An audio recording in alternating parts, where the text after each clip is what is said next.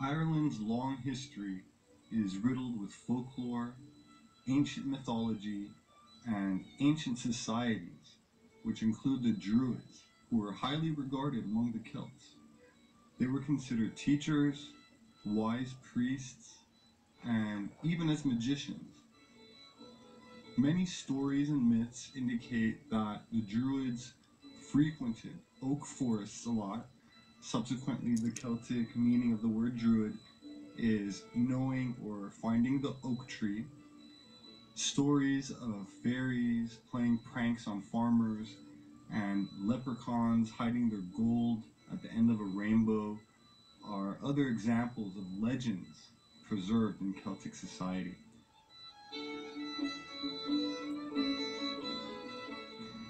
The Celts believed the year was divided into two parts, the lighter half in the summer and the darker half in the winter.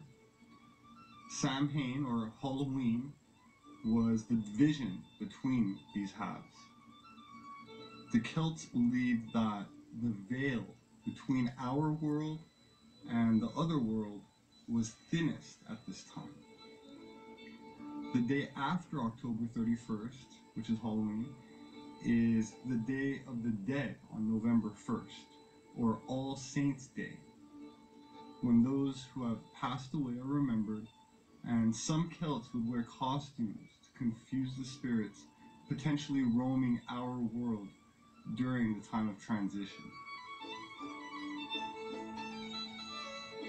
They did not leave behind a written record, so knowledge of the Druids comes from classical writers of their time, such as the Greeks and Romans, and they were compared to the Aryan Brahmins of India, the Pythagoreans of Greece, and the Chaldean astronomers of Babylon. Julius Caesar wrote that they, and I quote, know much about the stars and celestial motions, and about the size of the earth and universe, and about the essential nature of things, and about the powers and authority of the immortal gods, and these things they teach to their pupils, end quote.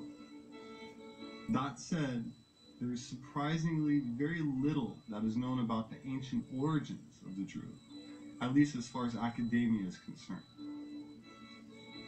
Turning to legend, let us start with one concerning how Scotland got its name. Scotta, in Irish mythology, is the name given in this version of the tale to the daughter of an Egyptian pharaoh around the time of the Exodus, who married someone named Goidel Glass and became the founder of the Scots and Gaels after being exiled from Egypt. Now, Goidel Glass was the grandson of a Scythian prince, one of 72 chieftains who allegedly built the Tower of Babel. Are you still with me? Good.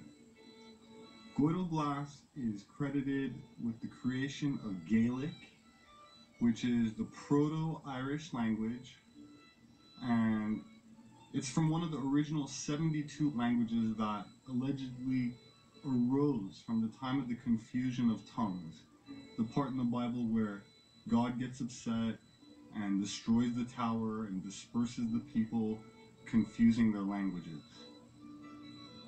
I admit, these are fantastic stories, but they seem to have been taken quite seriously by European royalty. The size of this stone is about 26 inches by 17 inches by 11 inches, and its weight is approximately 336 pounds. The top bears chisel marks, and there are rings at each end for easier transport. In appearance, insignificant, but to kings and queens, an irreplaceable artifact. It is called the Stone of Destiny, and it has been revered for centuries as a holy relic and fought over by the Scottish and English for some 700 years. The stone has been used successively by British and other monarchs as a very important part of their enthronement ceremonies. Legend has it that it was transported to Ireland via Spain by Princess Scotta, the eldest daughter of Akhenaten and Nefertiti, also known as Princess Meriaten, who fled Egypt following the overthrow of her father.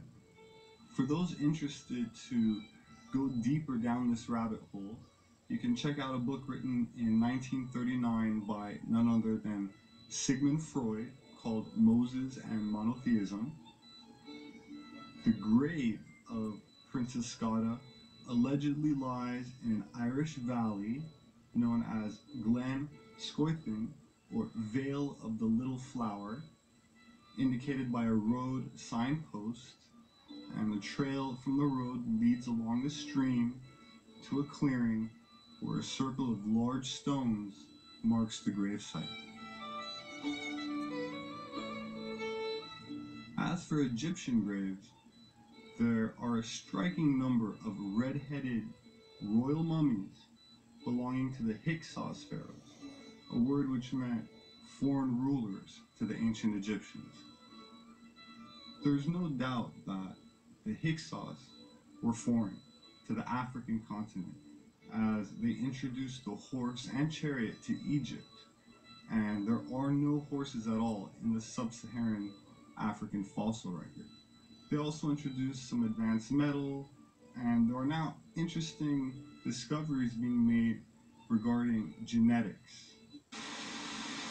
Well, there's that research that we're hearing today that shows half of all Western European men are somehow related to the Egyptian pharaoh King Tutankhamun.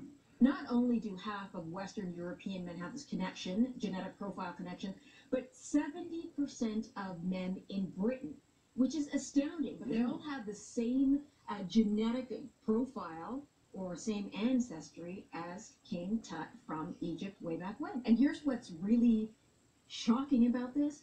Less than 1% of modern-day Egyptians have that same connection.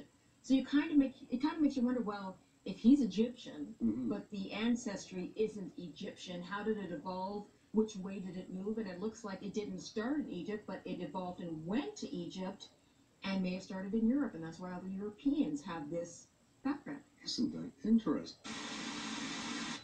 Red hair is the rarest natural hair color in humans, was thought to be the sign of a witch during the Middle Ages, and the distribution of red hair in the world population is about 1%. But in Scotland and Ireland, it's about 10 to 13% of the population that has red hair, with 30 to 45% unknowingly carriers of the red hair gene. This region is also particularly high in rhesus-negative blood type, sharing this trait with the Basque, Berbers, and others in an interesting and important topic, which I will continue on in a future presentation.